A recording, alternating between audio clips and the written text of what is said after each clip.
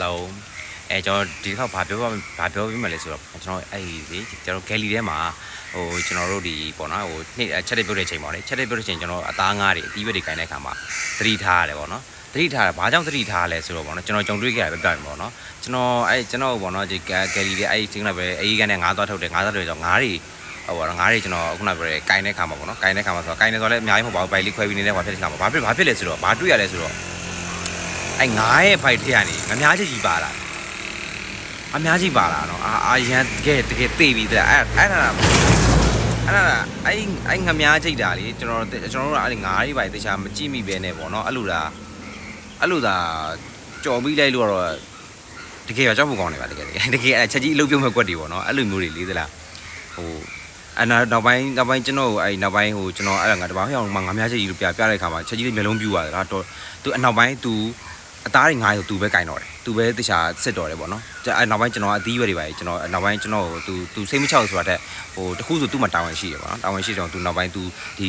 အသားငါးကိုသူတခြားကွာဖြစ်တယ်ပေါ့နော်ကျွန်တော်အသီးရွက်ပဲပေါ့နော်အသီးရွက်ဒါပေမဲ့ကျွန်တော်အသီးရွက်လီးနေတာအသီးတွေမှာလို့ပိုးကောင်းတွေပဲပါလာအဲ့ဒါသတိထားရတယ်အဲ့တင်မိုးမှာကျွန်တော်လီးရချွတ်တဲ့ခါမှာလေအဲ့သတိထားရတယ်အဲ့ဒါလေဘာလို့ကိုသတိမထားပဲလှုပ်လိုက်မိတဲ့အလုပ်တစ်ခုကလေဘယ်သူမှတာဝန်ရှိတာချက်ကြီးမှတာဝန်ရှိတယ်အဲ့ဒါပေါ့နော်ကျွန်တော်မတ်စမန်တယောက်နေတာငါအလုပ်ပေါ်ပြလှုပ်လိုက်ပါမယ်ဆိုတဲ့စိတ်မျိုးသွားမထားနဲ့ဘာလို့ဆိုတော့သွားထားလို့ရှိရင်ဗျာဘာကြောင့်လဲဆိုတော့တခုဗျာကိုကပြဿနာမတက်ပြီပြဿနာတက်မှာချက်ကြီးဗျာဟုတ်လား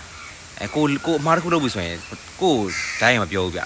ကိုရဲ့အထက်ရရှိပဲပြောတာဗျာအဲ့ဒါကြောင့်မို့ကိုကအလုပ်တစ်ခုဘယ်လိုလုပ်မယ်ဆိုရင်တခြားပေါ့နော်တခြားပေါ်တန်မလုံးမိစေနဲ့ပေါ့နော်ကိုကဘာဖြစ်ပြီမဲ့ချက်ကြီးကအဲ့လိုချက်ကြီးမှတောင်းဝင်ရှိချက်ကြီးကပြောခံတကယ်လို့ချက်ကြီးကပြောခံလို့ရှိရင်တော့